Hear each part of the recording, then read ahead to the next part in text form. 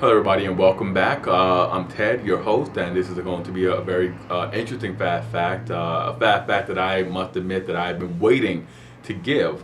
It's really taken from one of my first lectures ever given as a intern teacher. Um, and it's taken from notes that I had created to give to the class, this 11th grade AP history class, detailing the foreign policies of Franklin, the foreign policies of Dwight D. Eisenhower. Yes, Eisenhower foreign policies was a lecture that I had designed, and in it I detailed the space race and what the space race meant, and throughout the entirety of the Cold War, the space race takes up a very, very, very large segment of it. In the years immediately preceding the defeat of Nazi Germany, German scientists were in hot demand. Both sides wanted access to as many German scientists as they could get their hands on.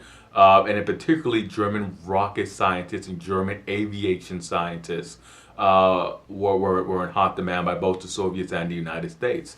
Um, the uh, the explosion in rocketry and rocket science was largely fueled by a desire to ensure unassailable delivery of weapons of mass destruction, of atomic weapons, nuclear weapons, without the complication or the prospect of human error being a stain upon this delivery. This period saw this rapid development in space technology and the Soviet Union achieving just remarkable success. First, with the launching of Sputnik. Sputnik was the first terrestrial satellite that was launched into orbit, into space orbit. The Soviets would launch Sputnik 1 and then later Sputnik 2. And the both of them just astonished and frightened the American populace. And it really sent the American scientific community into a frenzy. American rocket scientists were emboldened by the threat of being left behind by the Soviets, but they faced a very daunting task. The American rockets would go vertical, but they would only stay vertical for a short amount of time. Then they would sidewind and just fly horizontally. They would just be blasting along horizontally. They could not make a rocket that would stay vertical long enough to hit the atmosphere. It was a very frustrating time for American rocketry. And all the while they were facing all this failure, the Soviets were just meeting nothing but success. It was a direct and very public, very international challenge and humiliation for American rocketry. The Soviets, their success stretched from launching Sputnik 1, Sputnik 2, but to also sending a dog into space and then the first ever cosmonaut into space. And the thing with the space race is that on the surface it seems very peaceful. It seems more like just a footnote for boasting. You know that, oh, look what our scientists, look what our society, our way of life can do. But underneath that, the space race carried very deep, very dire military applications. You could launch weapons targeting anywhere from space via these space satellites. You can get images. You can get these micro images that we now know and we now use. You think of Google Image now. Think of a very crude, very primitive form of that being in the back of the minds and in the thoughts of those who are wondering what's that satellite doing in space. Now we now know that Sputnik 1 and Sputnik 2 did not relay such information. They transmitted beeps. The Soviet Union would send a beat from their terrestrial bases to Sputnik in space, and Sputnik would then send that beat back down to that terrestrial base. That was about the extent of it.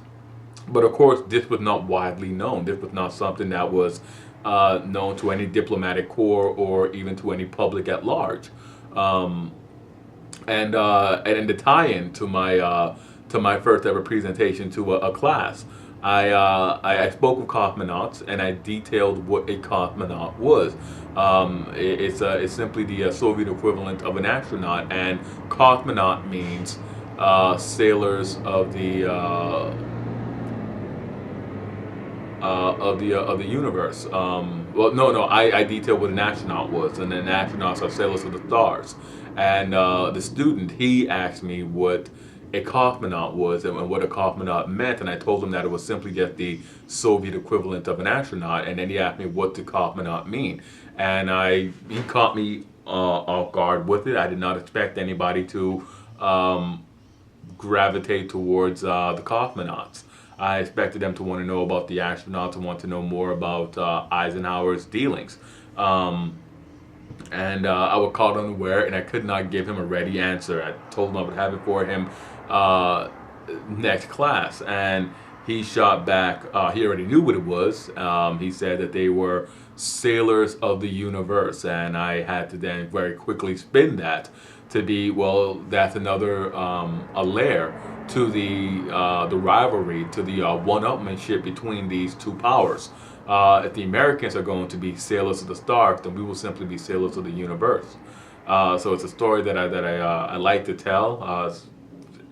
At the time, it was infuriating, but with time and encountering much more inquisitive minds, a lot more students asking questions, it became one of those tales that I sort of add to my repertoire whenever I discuss this content, whenever I bring up this subject matter.